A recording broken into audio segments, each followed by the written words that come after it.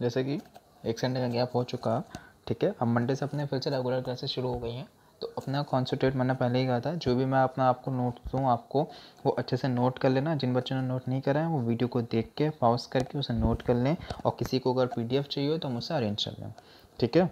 बात करते हैं चैप्टर 2 तक की। हमारा चैप्टर 2 तक हो चुका था, फर्स्ट भी खत्म हो गया, सेकंड भी खत्म हो गया। अब आते हैं चैप्टर 3 पे। चैप्टर 3 क्या है हमारा, अच्छे से समझेंगे। चैप्टर 3 है देशी व्यापार तृतीय व्यापारिक प्रलेख, और इंग्लिश में बात करें तो कॉमर्शियल डॉक्यूमेंट्स। कॉमर्शियल डॉक्यूमेंट्स क्या होते हैं कि जब भी हम अपने बिजनेस में कोई भी माल बेचेंगे, कोई भी माल खरीदेंगे, तो वो डॉक्यूमेंट हमें कैसे प्रॉपर करने हैं। जैसे आप कभी किसी इंटरव्यू के लिए जाते हैं तो आपने देखा होगा आप डॉक्यूमेंट बड़े प्रॉपर तरीके से लगाते हैं। कैसे, पहले अपनी 12th की मार्कशीट लगा ली, या फिर उससे पहले अगर आपने ग्रेजुएशन कर रखी है ग्रेजुएशन की मार्कशीट लगा ली, PG कर रखी है पोस्ट ग्रेजुएशन तो उसकी मार्कशीट लगा ली। तो सब कुछ सीरियल वाइज चलता है, तो वो क्या होते हैं, डॉक्यूमेंट्स होती हैं। तो ऐसे ही बिजनेस में जब माल को खरीदा जाता है या बेचा जाता है तो उसके लिए हम क्या तैयार करते हैं, कॉमर्शियल डॉक्यूमेंट्स तैयार करते हैं, ठीक है। कैसे कि सबसे पहला पॉइंट क्या है इसमें जो क्वेश्चन बनेगा वो है हमारा बीजक या इनवॉइस, ठीक है। ये 11th में भी था पॉइंट। तो बीजक किसे कहते हैं या इनवॉइस किसे कहते हैं, पहले वो समझेंगे। क्या होता है, माल का विक्रेता, विक्रेता मतलब क्या होता है, माल को बेचने वाला, बेचने वाले को बोलते हैं विक्रेता। और जब क्रेता, क्रेता कौन होता है, खरीदने वाला। विक्रेता बाद से बेचने वाला, क्रेता खरीदने वाला। मतलब क्या, जब बेचने वाला खरीदने वाले को माल बेचता है तो वह उस माल के संबंध में एक विवरण पत्र तैयार करता है या स्टेटमेंट तैयार करता है, जिसे हम क्या कहते हैं, बीजक कहते हैं, ठीक है।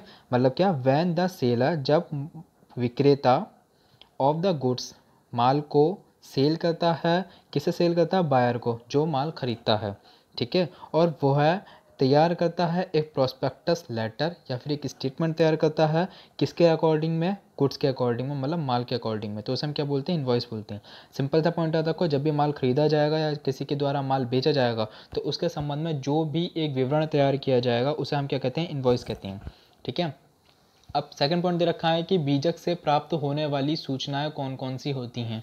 सूचनाएं क्या होती हैं आपको पता होगा, जब भी आप कोई भी, अगर आपकी किसी की शॉप हो तो जब भी कोई माल खरीदने आएगा तो अगर उधारी का माल बेच रहा है, कैसा भी माल बेच रहा है, तो उसके ऊपर आप उसका नाम लिख के फिर उसका सामान लिखोगे, उसका आगे उसका प्राइस लिखोगे। अगर उसका नाम उधार के से भी बेच रहे हैं तो उसका एड्रेस वेड्रेस सब, मोबाइल नंबर सब पता होना चाहिए हमें उसका, ठीक है। तो ऐसे ही आप याद रख लो कि हम भाई उधार माल बेच रहे हैं एक तरीके से, तो मुझे क्या क्या चीज़ें याद रखनी है, ठीक है। तो सबसे पहला पॉइंट आता है विक्रेता का नाम, मतलब क्या, मैं कौन हूँ, बेचने वाले का नाम क्या, name of seller. Second point, बीजक भेजने की तिथि। बीजक क्या, जो भी इनवॉइस तैयार करूँगा, जो भी मैं कोई चीज़ नोट करूँगा तो उसमें मैं डेट क्या डालूंगा, ठीक है। थर्ड पॉइंट है कौन सा ऑर्डर क्या है मेरा, मतलब क्या ऑर्डर नंबर क्या है, उसका टेलीफोन नंबर, दूरभाष नंबर क्या है। बीजक संख्या, कौन सा पत्र, कौन सा नंबर पर लेटर लिख रहा हूँ मैं, या उसकी बीजक संख्या क्या है, इनवॉइस नंबर क्या है, कितनी बार उसे मैं माल बेच रहा हूँ। क्रेता का नाम व पता, क्रेता कौन होता है, खरीदने वाला, मतलब खरीदने वाले का नाम भी पता, नाम भी होना चाहिए, उसका पता भी होना चाहिए, ठीक है। 7 पॉइंट है नगद व व्यापारिक छूट। देखो डिस्काउंट दो तरीके की होती हैं, एक नगद और एक व्यापारिक। इंग्लिश में बात करूँ तो कैश एंड क्रेडिट। नगद क्या होती है और व्यापारिक क्या होती है, ठीक है। नगद और व्यापारिक का एक क्वेश्चन आगे बनेगा, उसे भी अच्छे से समझेंगे। तो दोनों तरीके की डिस्काउंट प्रोवाइड है या नहीं है, ये भी चीज़ हमें समझनी होंगी, ठीक है। 8 पॉइंट है बेची वस्तु का विवरण, मतलब क्या, जो आप माल बेच रहे हैं उसका पूरा स्टेटमेंट तैयार होना चाहिए, ठीक है।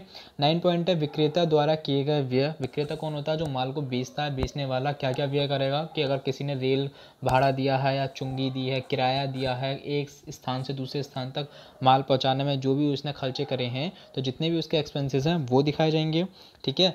10 पॉइंट है शुद्ध रकम। शुद्ध रकम क्या, कि जितनी भी शुद्ध रकम होगी उसकी नेट वैल्यू जो होगी उसे भी शो करेंगे। 11 पॉइंट है रेलवे रसीद। अगर रेलवे रसीद दे रखी हो, अगर रेलवे के थ्रू माल गया हो तो रेलवे रसीद भी देखेंगे, ठीक है। उसके बाद पॉइंट है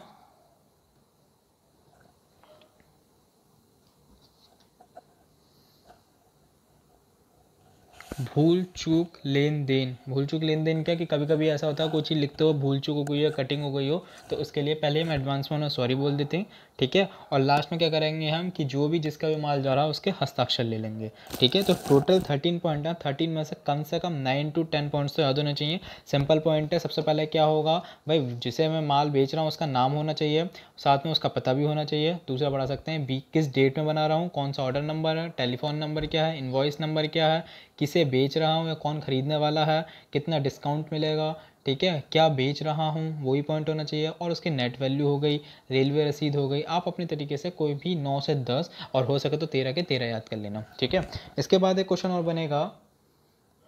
क्वेश्चन है अगला क्वेश्चन, बीजक के प्रकार। ठीक है, अभी तक मैंने समझा दिया था बीजक क्या होता है। एक सेल स्टेटमेंट होता है जिसमें सभी चीज़ें प्रोवाइड होती हैं, क्या क्या जा रहा है, क्या क्या नहीं जा रहा है, किसको जा रहा है, सब चीज़ें। ठीक है, तो कितने टाइप के होते हैं देखो, मैंने दिखाया है टोटल 4 टाइप्स दिखाए हैं, वैसे होते 6 टाइप्स के हैं। आपको ज़्यादा नाम रखने की ज़रूरत नहीं है, जो मैं वही चीज़ पढ़ाऊँगा जो मोस्ट इंपॉर्टेंट रहती हैं, जो बोर्ड के क्वेश्चन में मिलती हैं। ठीक है, तो फर्स्ट पॉइंट दिया है स्थानीय बीजक, लोकल इनवॉइस। ठीक है, सेकंड है रेल पर मूल्य बीजक, मतलब क्या, रेल फ्रेट या rail price invoice. Third point है मूल्य तथा भाड़ा बीजक सहित या invoice of price and carriage, और मूल्य भाड़ा तथा बीमा सहित invoice of price carriage and insurance. ठीक है, इससे ज़्यादा फोकस मत करो, मैंने इसलिए नीचे पहले लिख दिया है, जिनमें 2 प्रमुख हैं। एक 2 प्रमुख कौन कौन से दिए हैं मैंने, एक स्थानीय बीजक और एक होता है सूचनार्थ बीजक। ठीक है, इन दोनों को अच्छे से पढ़ेंगे और फिर समझेंगे कि दोनों में क्या अंतर होता है। ठीक, तो फर्स्ट पॉइंट की बात करते हैं स्थानीय बीजक।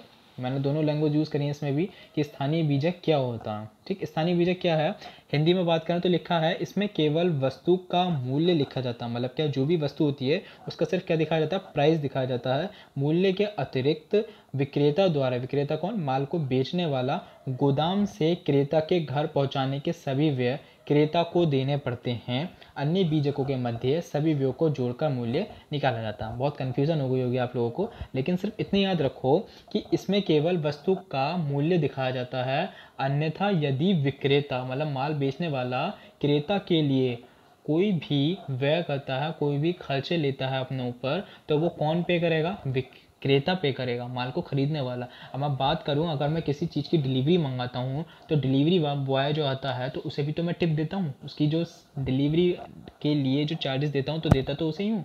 ठीक है, और खर्चे किसने करे, एक्चुअल में खर्चे किसने करे, जो माल का खरीदने वाला था, खर्चे तो उसके थे, तो वही तो वहन करेगा, मैं थोड़ी वहन करूंगा। ठीक है, तो याद रखना, इसे बोलते हैं हम स्थानीय बीजक। इंग्लिश में बात करें तो in this only the value of the item is written addition to the price, मतलब क्या, इस वैल्यू में हम क्या लिखते हैं, सिर्फ एडिशन टू प्राइस, मतलब क्या, वस्तु का मूल्य। द सेलर हैज़ टू पे ऑल द एक्सपेंसेस, यदि कोई जो सेलर होता है जितने भी एक्सपेंसेस पे करेगा और शो करेगा किसके लिए, बायर के लिए, from the warehouse expenses are called up between other visitors, मतलब क्या, जितने भी वो एक्सपेंसेस पे करेगा किसके लिए, क्रेता के लिए, वो बाद में किसे मिल जाएंगे, बाद में विक्रेता को ही मिल जाएंगे। ठीक है, तो इसे बोलते हैं हम स्थानीय बीजक। अब बात करें सूचनार्थ बीजक क्या होता है, सूचनार्थ बीजक भी पढ़ लेता हूँ हैंड टू हैंड, जब इस पे आए तो दोनों पॉइंट क्लियर हो जाएंगे। सूचनार्थ क्या होता है, कभी कभी माल की बिक्री से पहले, मतलब क्या, मैंने अभी माल बेचा नहीं है, उससे माल को बेचने से पहले कभी कभी क्या होता है, कस्टमर आ जाते हैं मेरे पास और मुझसे पूछने लगते हैं कि हाँ भाई आपके पास ये माल अवेलेबल है या नहीं है, उपलब्ध है या नहीं है। अगर है तो आप मुझे उसकी प्राइस दे दीजिए, आप मुझे उसकी लिस्ट दे दीजिए, मैं अगर आपको मुझे वो लिस्ट अच्छी लगी तो आपसे माल मंगा लूँगा। तो इसे बोलते हैं सूचनार्थ। सूचनार्थ को इंग्लिश में बात करें तो बोलते हैं प्रोफॉर्मा, कि एक फॉर्मेट ले लिया और फॉर्मेट के अकॉर्डिंग अगर अच्छा लगा तो सही है, नहीं लगा तो कोई बात नहीं। मतलब क्या, कभी कभी माल की बिक्री से पहले उसकी पूछताछ करने के लिए उसकी सूचना हेतु जो बीजक तैयार करा जाता है उसे बोलते हैं सूचनार्थ बीजक, या इंग्लिश में बात करें, सॉरी दूसरा वर्ड यूज़ करें तो बोलते हैं कच्चा बीजक। ठीक है, इंग्लिश में भी समझ लेंगे एक मिनट, इंग्लिश में थोड़ा सा कमी है कि समटाइम्स एन इनवॉइस, मतलब कुछ समय के लिए वो invoice is prepared for informing, तैयार करा जाता है कुछ इन्फॉर्म करने के लिए, इंक्वायर जो पूछे जाते हैं, before the sale of goods, मतलब क्या, माल को बेचने से पहले, तो it is called proforma invoice, ऐसे प्रोफॉर्मा इन्वॉइस करते हैं या फिर रो इन्वॉइस करते हैं। ठीक है, तो होप सो अभी तक इसमें टोटल 4 से 5 क्वेश्चन बने थे, इन 4 से 5 क्वेश्चन को अच्छे से पढ़ें, वीडियो को पॉज करके नोट कर लेना, बहुत मोस्ट इंपॉर्टेंट क्वेश्चन है। और ये दोनों क्वेश्चन काफ़ी अच्छे हैं कि सूचनार्थ बीजक और स्थानीय बीजक दोनों क्या हैं, इन दोनों को अच्छे से पढ़ लेना। ठीक है, और अपने पास नोट कर लेना।